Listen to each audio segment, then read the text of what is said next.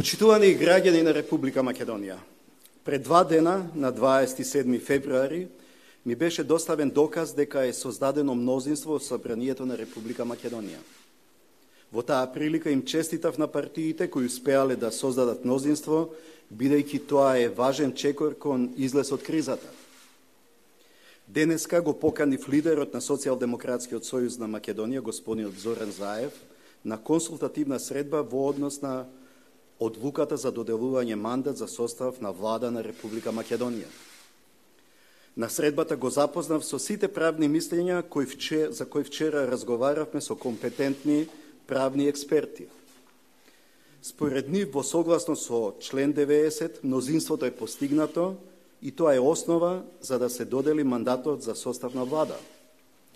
Сепак, според правните експерти, проблем се роковите.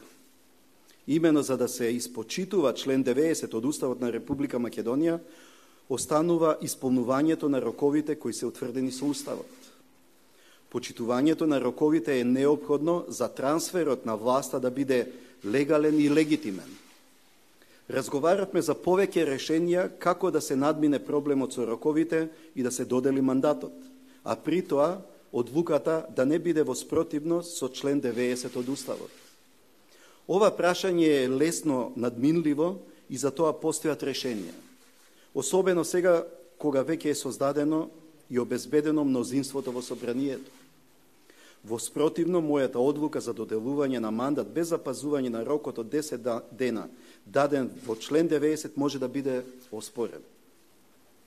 На господинот Заев му предложив да изврши консултации и да ме извести за нивниот став за подунетите решенија. Препорачав да се држиме до воспоставената практика од 1992 година, кога и во трите обиди за формирање на влада се почитувани уставно утврдените рокови од 10 дена. Ме информира дека Социјалдемократскиот сојуз на Македонија останува на ставот дека роковите во Уставот и воспоставената практика од 1992 година не се пречка за доделување на мандатот и бара доделување на мандатот да биде веднаш. Покрај ова формално правна пречка постои многу посуштенствен проблем. Еве зашто станува збор. По изборите бевме непријатно изненадени од една постизборна политичка платформа од туја држава. Платформата е постизборен документ изработен и подпишан во туја држава во кабинет на странски државник и со посредство на премиер на туја држава. Содржината на платформата е надвор и од Уставот и од Охридскиот рамковен договор. Со оваа платформа се загрозува сувереноста и независноста на државата, доведувајќи ја во положба на починетост или зависност спрема друга држава. Со оваа платформа Република Македонија е уценета, а нејзината унитарност, сувереност и независност се загрозени. Процесот на постизборно коалицирање и формирање на нова влада стана заложник на ова постизборна платформа од туја држава. Наместо конечно да излеземе од политичката криза, поради оваа платформа ние за жал заглавуваме во уште подлабока криза во која се доведува во прашање темелните државни интереси на Република Македонија и нејзините граѓани. Долго време очекував дека одредени политички партии ќе покажат државотворност и зрелост и јавно ќе одбијат воопшто да зборуваат за таква туја постизборна платформа. За жал, видовме дека наместо веднаш и без дискусија да ја отфрлат, некои почнаа со неа да лицитираат, не сваќајќи дека всушност лицитираат со унитарниот карактер на државата, со идентитетот на граѓаните и државните интереси. За карактерот и иднината на државата не може да се преговара, ниту да се водат разговори на нетранспарентен начин. Граѓаните имаат право да ја знаат вистината за содржината од разговорите. Но и за ова има решение. За време на средбата од господинот Заев побарав јавно и јасно да ја отфрли и осуди оваа платформа, бидејќи македонските граѓани на изборите гласаа за реформите и за исполнување на обврските од договорот од Пржино, а не за постизборна платформа на туѓа држава. Од тука, втората суштинска забелешка е дека разговарање за содржина или преговарање за платформа на туѓа држава е спротивно на Уставот на Република Македонија. И не само тоа, туку преговарањето и префаќањето на туѓа платформа е казниво дело според кривичниот законник, бидејќи тоа значи доведување на Република Македонија во положба на подчинетост или зависност према друга држава. Драги сограѓани, од меѓународната заедница очекуваме јасно и јавно да ја осуди таквата платформа која представува бескруполозно мешање во внатрешните работи и редефинирање на унитарниот карактер на нашата држава. Многу добро се сеќаваме дека меѓународната заедница излегуваше со такви ставови во случај со други држави од регионот. За жал, во случајот со Македонија, такво јавно осудување немаше. Ваквиот гласен молк ни потврдува дека иднината на Македонија сега зависи само од нас, нејзините граѓани и нејзините институции. Мојата порака е јасна.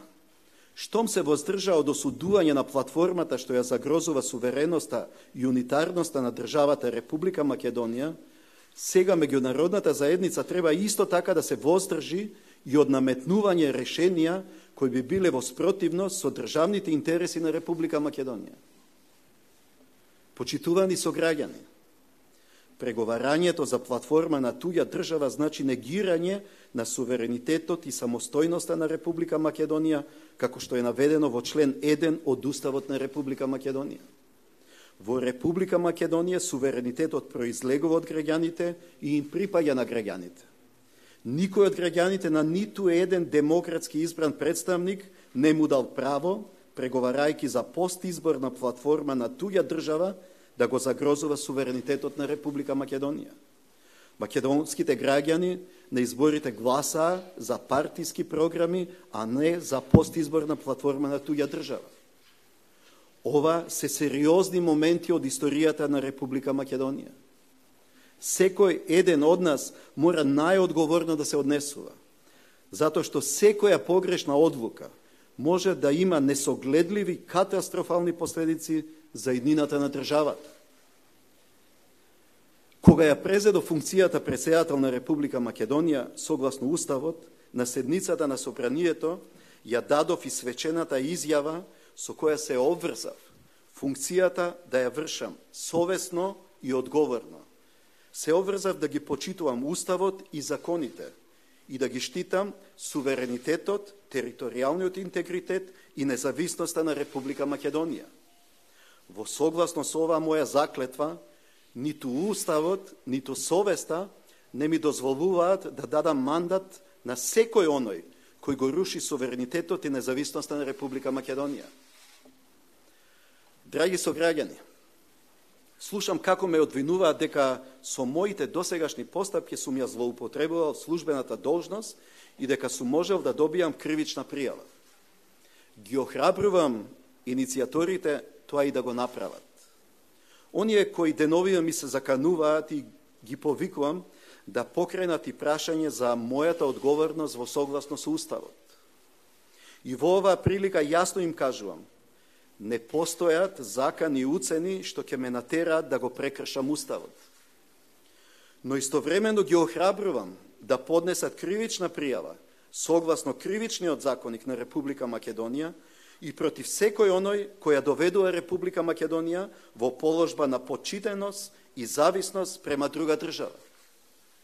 Во согласно со член 84 од Уставот на Република Македонија, јас нема да определам мандат за состав на влада на Република Македонија на секој оној кој преговара за платформи на други држави со кои се уценува македонскиот народ, се загрозуваат унитарноста на државата, нејзиниот суверенитет и независноста.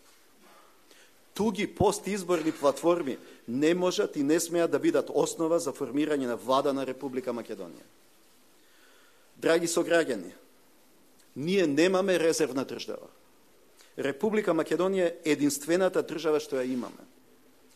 И немаме историско право да го уништуваме она за што се бореле и гинеле генерации.